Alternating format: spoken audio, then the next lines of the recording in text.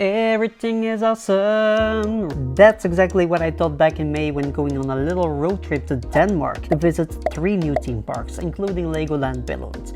Few months later now, let me tell you my honest opinion about that park.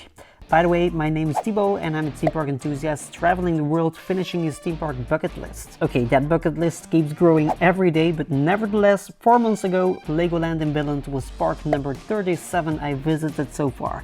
And I got to admit, I wasn't sure what to expect actually. I knew there were not really big rides here, but that could only turn out more positive if not expecting a lot, right? Now, we slept in the Legoland hotel right across the park and I've got to be honest already, I was kinda disappointed here. The entrance looks cool with the Lego stuff and the dragon inside in front of the reception desk, but the rest of the hotel to me felt like kinda outdated. Although the price was not too cheap, it felt like some sort of low tier discount theme park hotel with some Lego stuff here and there. It just really needs a desperate upgrade. But the good thing here was a separate hotel entrance to the park, being able to skip long lines at the main entrance. And what about the park itself? Well, I'm going to be straightforward. It's for sure not the level you will find at, for example, Disneyland. The level of theming is rather cheap looking. Some newer areas look better, like the Lego movie area, but the rest feels kinda old, sometimes a bit strange actually. The Far West area, for example, it didn't feel a lot like a Lego area. Instead, it just felt like a generic looking Far West area, just as in any other park, with here and there some Lego reference.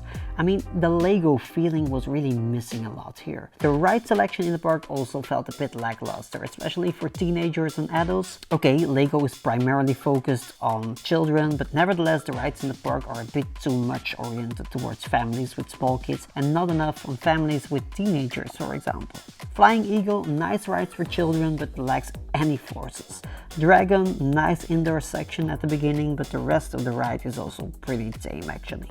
Or X-treme Racers, a Mag Wild Mouse coaster which features only one big drop and the rest is just not that much. Polar Explorer was the coaster I was looking forward to the most here because of, spoiler alert, the drop track section, but even that felt just like, is this just it?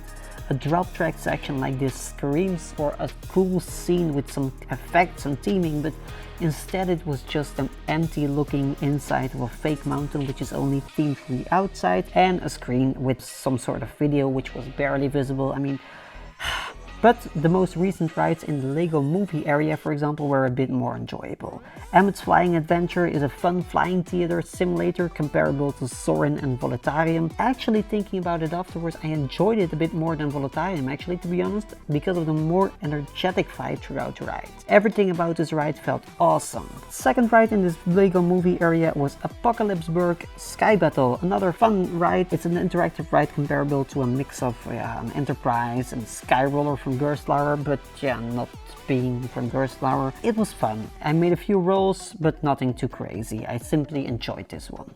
Talking about crazy rides, Ice Pilot School is probably the craziest in the park. It's a Kuka arm ride where you can basically choose before the ride which movements the arm will make, and then you can experience your own created ride sequence. Yeah, it says a lot when this kind of simple ride is the most thrilling one in the park, and honestly, it's just a hall with some Kuka arms. I mean, did they fire the person responsible for the theming when creating this ride? Talking about indoor rides, the park also has a few dark rides, like for example Ninjago. It's an interactive shooter ride comparable to the new Spider-Man ride in Disneyland Paris, for example. The only difference in Legoland, the shooting system with the weird hand gestures is a complete failure and does not work at all. The other dark ride is another shooter ride with an Egyptian theme, and that was a lot easier to understand actually, as it was just a gun you had to hold and shoot. But yeah, both dark rides looked okay though, nothing too special, just yeah, okay. I've seen better looking dark rides for sure, especially for Legoland, which is such a big name. I mean, everyone knows Legoland, and from such a park I expected more. Next to that, the park also has a few water rides, such as a smaller log flume with a pretty tame drop, and a rapid river ride themed to Vikings with a bigger drop at the end. But the lead up to that drop is just, yeah, a boring river ride. It's nothing wild, nothing wet, it's just boring. We had a burger at the burger saloon in the Far West area. It was decent, but we only had to wait really long for the burger. So luckily we got our drinks for free because of that long wait, but yeah.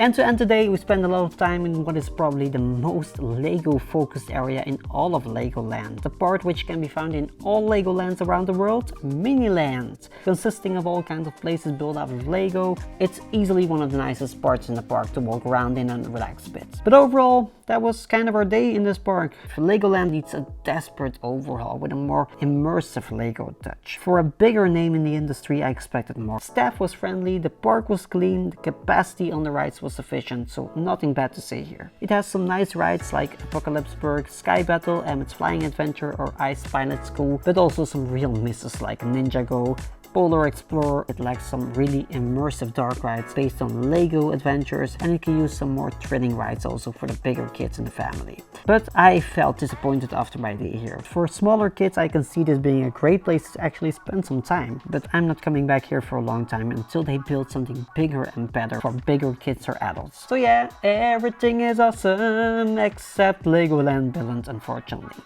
See ya!